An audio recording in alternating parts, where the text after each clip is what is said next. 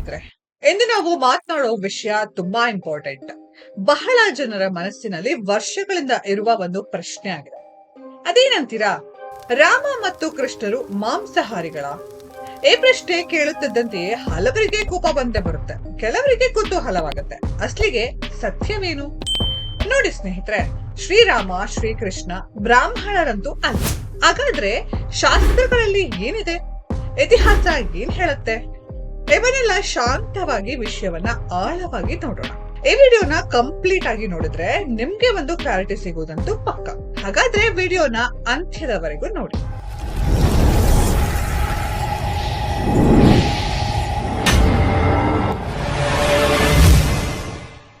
Friends, ಮೊದಲನೇದಾಗಿ ಇದೇನು ಆಹಾರ ಪದ್ಧತಿ? ನೋಡಿ, ಪ್ರಾಚೀನ ಕಾಲದಿಂದಲೂ ಭಾರತದಲ್ಲಿ ಆಹಾರ ಸಂಪ್ರದಾಯ ಪದ್ಧತಿ ಇದೆ. ಅದೇ ರೀತಿ ಇದರ ಕಾಲದಲ್ಲಿ ನಾವು ಶಾಕಾಹಾರಿ, ಮಾಂಸಾಹಾರಿ ಅಂದ್ರೆ ವೆಜ್ ಮತ್ತು ನಾನ್ ವೆಜ್ ಅಂತ ಜನರನ್ನ ಬೇರ್ಪಡಿಸ್ತೀವಿ.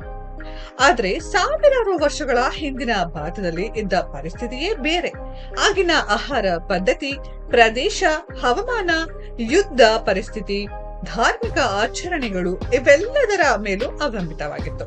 ಅಂದ್ರೆ ಕೆಲವು ಸಂದರ್ಭಗಳಲ್ಲಿ ಮಾಂಸವನ್ನ ಆಹಾರವಾಗಿಯೂ, ಕೆಲವು ವೇಳೆ ಯಜ್ಞಗಳಲ್ಲಿ ಬಲಿಯ ರೂಪದಲ್ಲಿಯೂ ಬಳಸಲಾಗ್ತಿತ್ತು ಎನ್ನುವುದು ಸುಳ್ಳಲ್ಲ. ಆದ್ರೆ ಅದೇ ಸಮಯದಲ್ಲಿ ಅಹಿಂಸಾ, ಕರುಣೆ, ಜೀವದಯೆ ಎಂಬ ಮೌಲ್ಯಗಳು ಜೋರಾಗಿಯೇ ಇದ್ದವು ಎನ್ನುವುದಕ್ಕೆ ಸಂಶಯವೇ ಇಲ್ಲ. ಸರಿ, ಹಾಗಾದ್ರೆ ವಿಷಯಕ್ಕೆ ಬರೋಣ. ಇದರ ಬಗ್ಗೆ ಶ್ರೀರಾಮನ ಬಗ್ಗೆ ಏನ್ ಬರ್ತಿದೆ ನೋಡಿ. ಕುವೆಂಪುರವರ ಜನಪ್ರಿಯ ವಾಲ್ಮೀಕಿ ರಾಮಾಯಣದಲ್ಲಿ ಚಿತ್ರಕೂಟದಲ್ಲಿ ಸಂದರ್ಶನ ಎಂಬ ಭಾಗ ಬರುತ್ತೆ. ಅದರಲ್ಲಿ ಸ್ಪಷ್ಟವಾಗಿ ಬರೆಯಲಾಗಿದೆ, ಲಕ್ಷ್ಮಣನು ರುಚಿಯಾದ ಮಾಂಸವನ್ನ ಪಕ್ವಗೊಳಿಸಿ ಅವರಿಗೆ ನೀಡುವನು ಎಂದು. ಇಲ್ಲಿ ಅವರು ಎಂದರೆ ಬೇರೆ ಯಾರೂ ಅಲ್ಲ, ಅಣ್ಣ ರಾಮ ಮತ್ತು ಅತ್ತಿಗೆ ಸೀತೆ.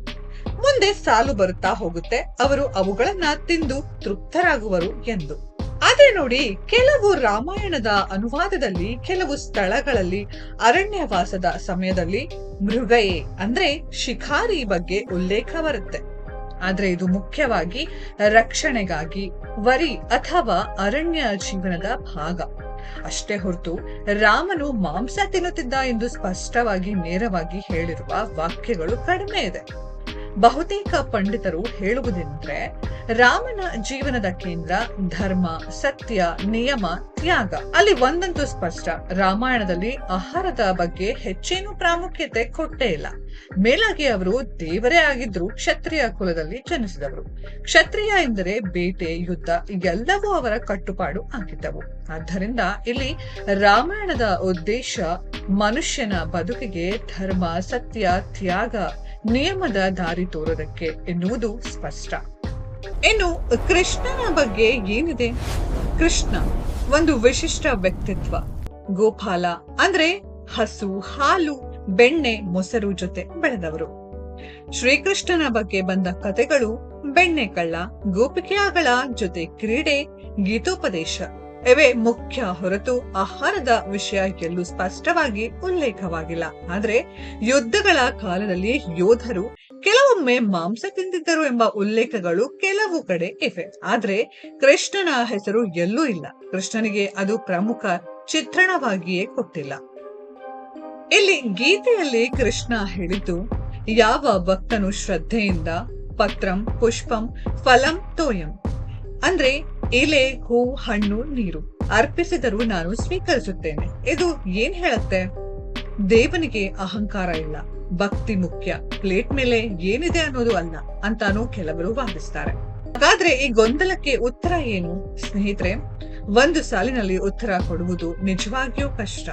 ಕೆಲವು ಪ್ರಾಚೀನ ಪಠ್ಯಗಳಲ್ಲಿ ಮಾಂಸ ಸೇವನೆ ಸಾಮಾನ್ಯವಾಗಿದ್ದ ಕಾಲದ ಚಿತ್ರಣವಿದೆ.